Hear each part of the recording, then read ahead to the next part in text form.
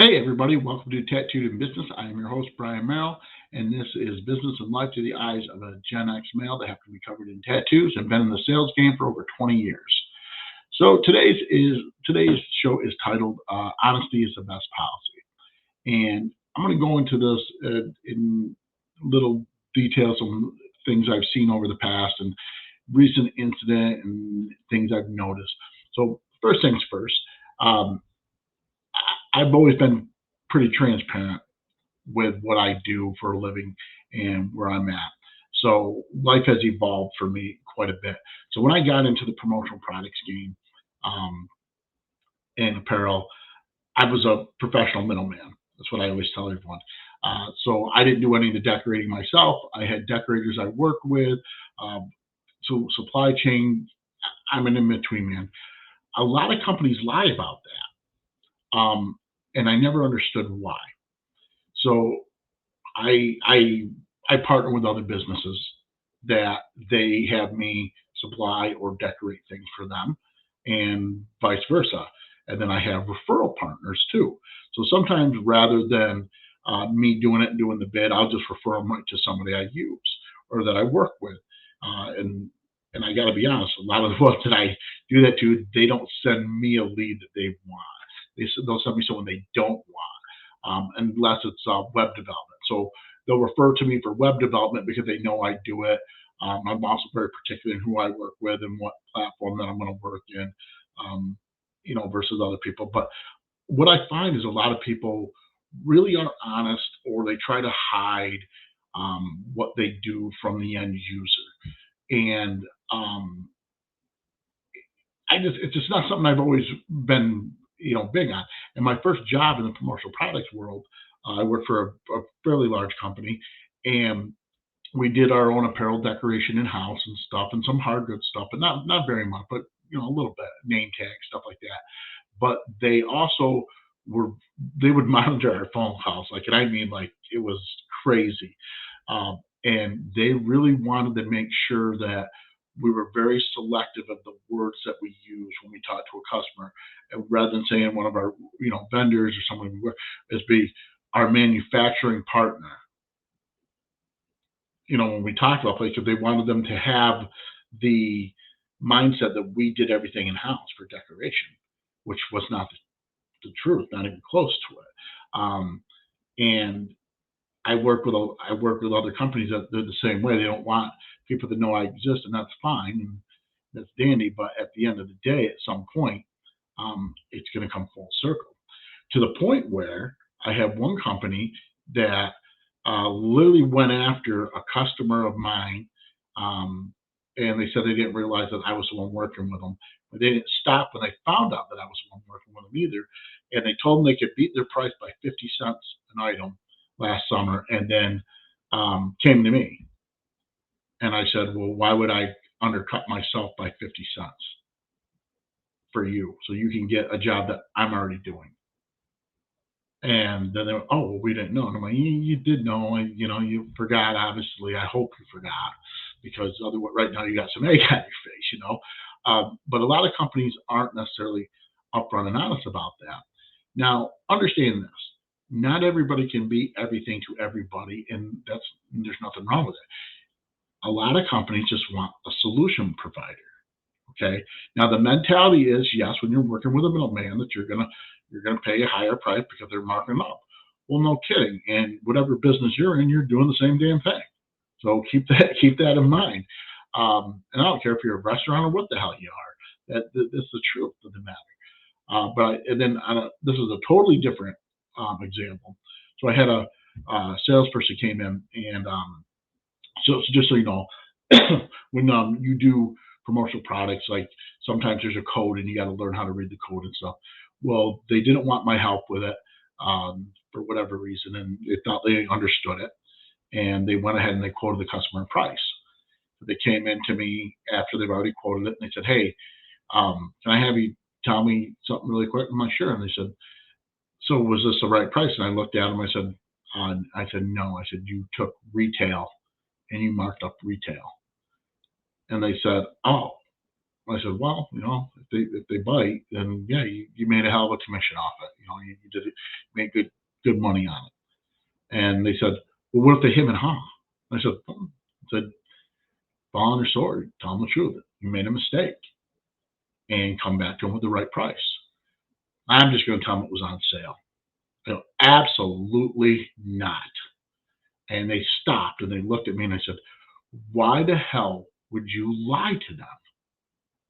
You made a mistake. Everybody makes mistakes.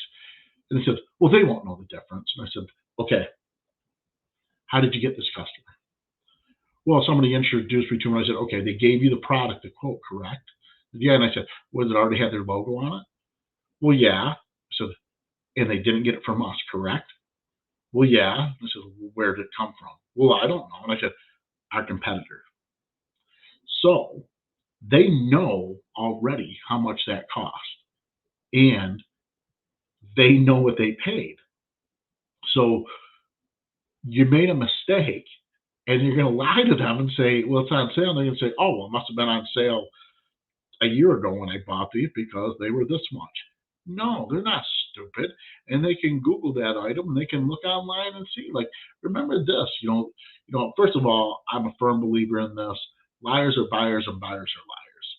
I was told this a long time ago and I tried to fight this for years and I realized that I can't win. It's a battle I can't win.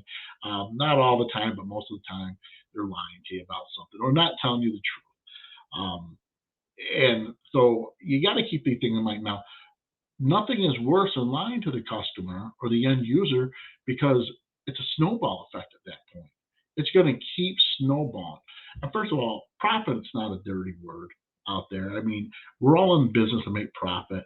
Um, I hate giving the guy credit for anything, but the guy I work for, he used to have a saying that hogs get slaughtered. And there's a lot of truth to that. There's a lot of truth to that. If you get too greedy on your margins, eventually you're going to lose a lot of business. But also, when I come to you and and you're coming to me for a solution, and I have an idea, and you buy into my idea, you didn't have that. That yields value. So there's nothing wrong with making an extra on that. There's a guy in our industry who I love it when he speaks. I just talked to my boss about it. People come up to him, and I'm just going to make up some numbers here, guys. So somebody will say to him, hey Cliff, what was your gross sales this year? And they'll say 900,000. They'll say, ha, and you're a speaker and you do this and you do that and you tell us how to do things. Well, how much did you do? Well, I did 1.2 million. He goes, well, that's awesome. That's great for you. What margin did you have? And this is a true number because I overheard this conversation. Person, I did 30% margin. And he says, okay. Oh, all right. So what's 30% margin on 1.2? Because I do 50 to 60% margin on mine. And then they got quiet. Well, how can you gouge people? Because I'm not gouging people. I'm coming them with a concept and an idea. You're selling an item and you're marking it up and you're commodity. I'm coming them with a package to put these things together in, and that takes time and that takes money and that takes resources to do it.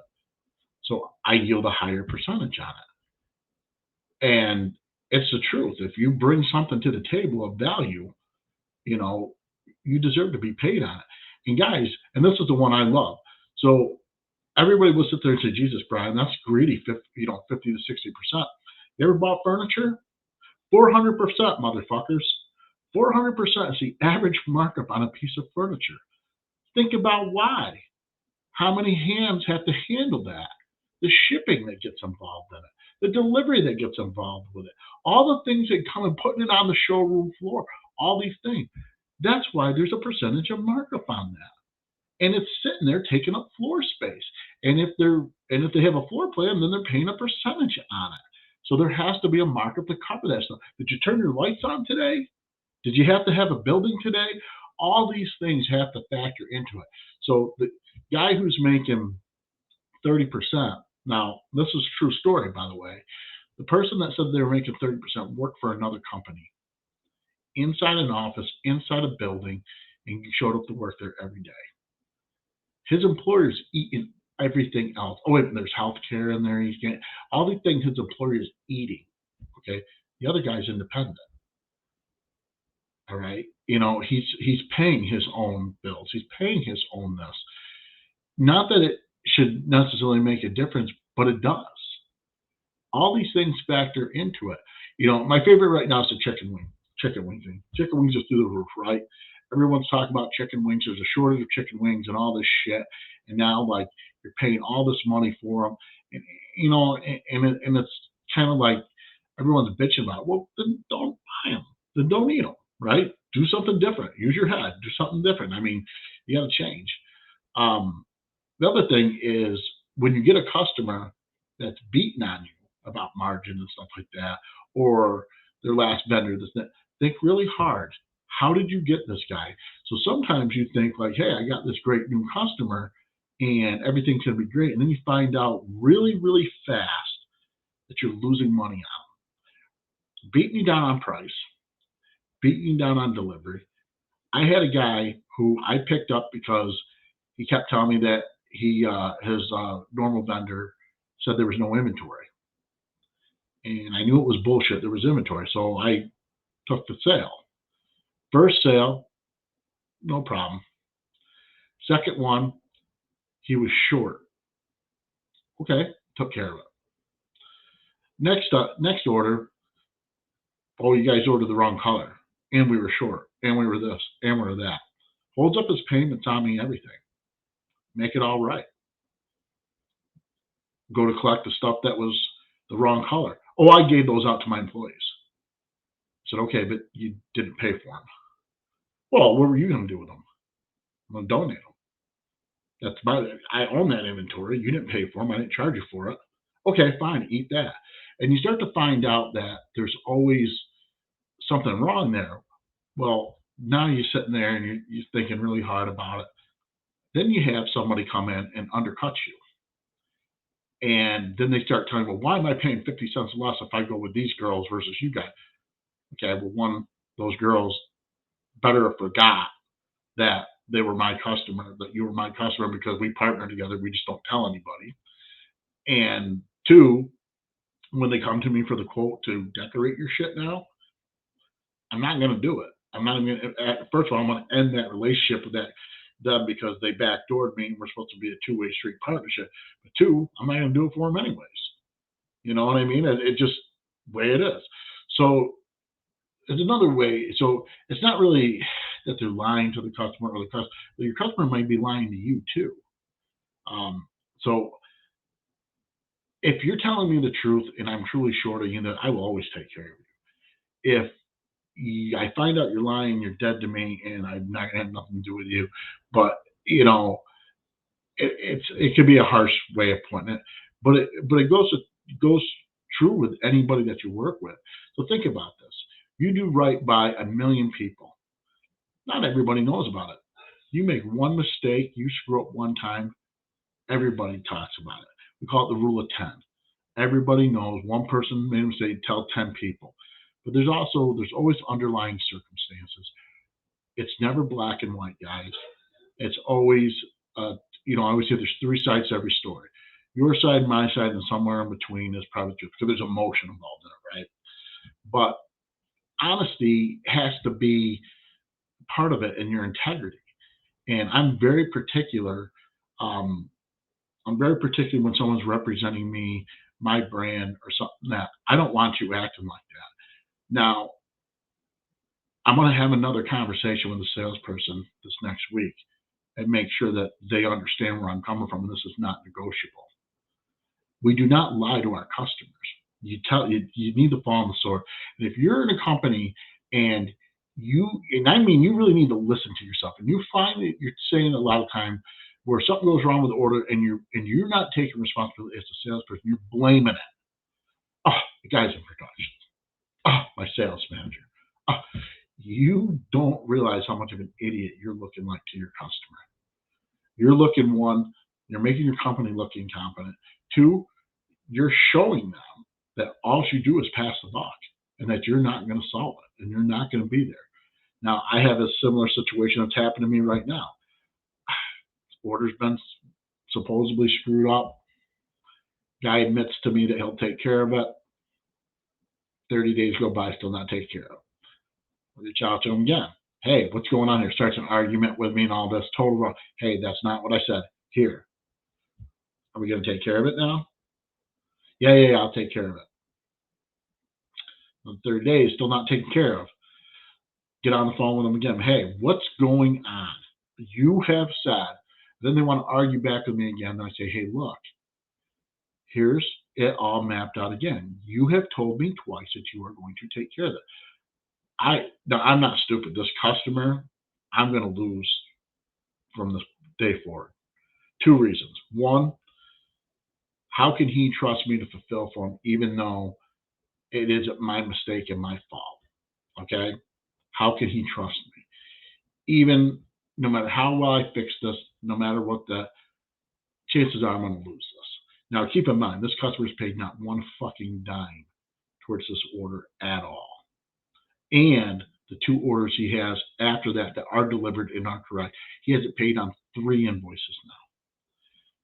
But he's using all this as a reason not to pay. So I'm going to lose this customer. Second reason I'm going to lose this customer because when this order's done, I'm done with them. I've lost too much money.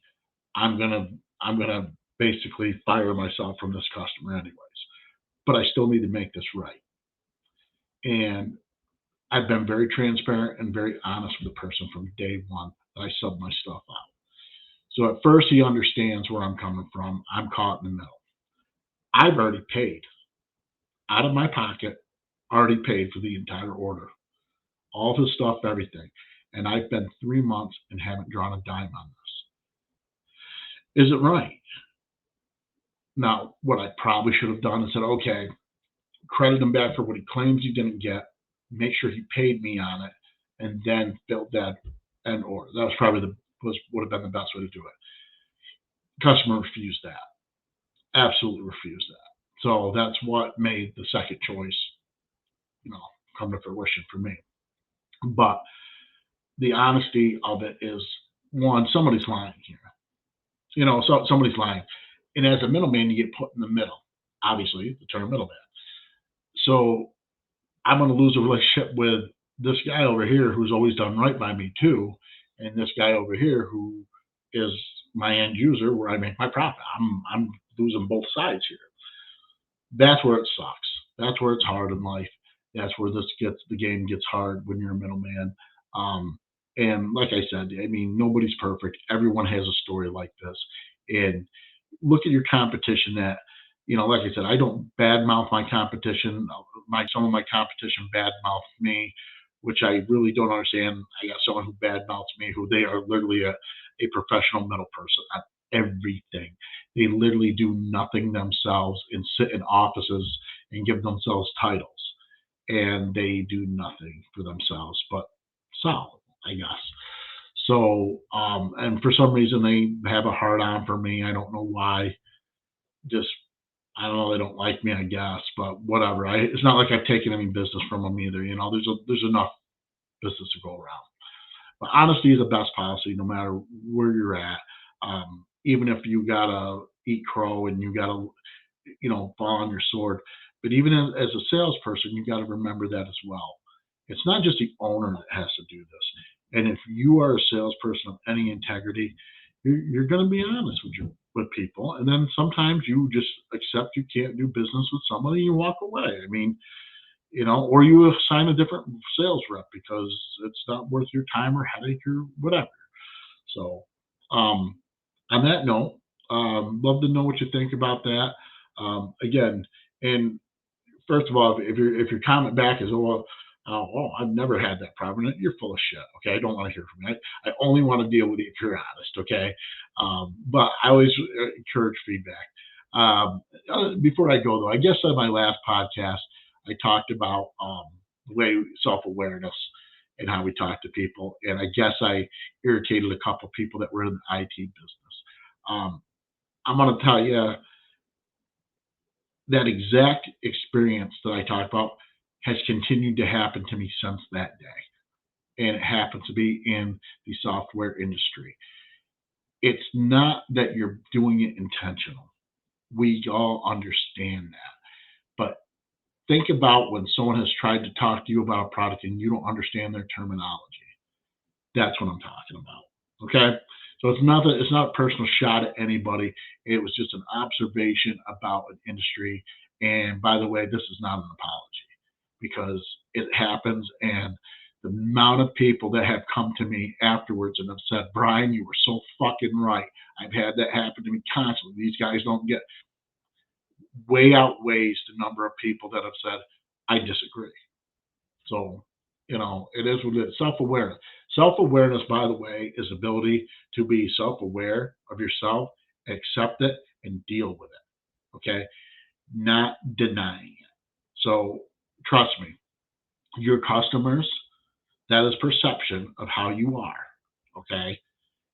Like it or not, that is reality. I've done all these stupid ass sales evaluations, and I remember early on somebody I tested that says that you don't do well in follow up. And I always used to love the stupid ass trainers and go, what do your customers say? Oh, well, here's my fucking reviews, asshole. And they sit there and say one of Brian's best strengths is ability to listen and follow up. And they would sit there, well, that must not be right. And I'm like, right, because God knows that your data could be flawed, right? But there is truth in there on things. There's always some truth in there. It's just how you're self aware about it. And if people are, you don't want people telling you what you want to hear. You want people telling you the truth, and that's reality, guys. So nothing is ever meant to personally take a shot at anybody or in any way, shape, or form. It's really just, hey, this is what I've seen, this is what I've experienced, and I hope you don't fall in the same pitfalls as me. That being said, hey, if you have a chance and you haven't already listened to my girl, Lori Seitz, she has a podcast called Fine as a Four-Letter Word. It was designed for women. I absolutely love it. It's really hit home with me. She actually asked me to be on the show, and I was her first male guest. So for season 2, I was her first male guest. The 27th, it is airing on your podcast network, so in YouTube as well. So if you get a chance, look it up. Lori Seitz, Fine as a Four-Letter Word. I'll be on it on the 27th. So, but definitely, whether I'm on it or not, guys, girls, it's a great podcast. I mean, especially if you're Gen Xer, we talk about it all the time. So a lot of the similarities, and I'm telling you, this is somebody who, when she talks, I'm sitting there going, "Oh my God, I so relate to this in life." So, and it hits my background story. So I also tell a little bit about my background, a little more depth and detail and stuff, and talking to a trained professional. So definitely check her out. And on that note, guys, any questions, hit me up, tattooedinbusiness@gmail.com. Check us out on Facebook and our YouTube channel, Tattooed in Business. Everybody have a great day. Thank you very much.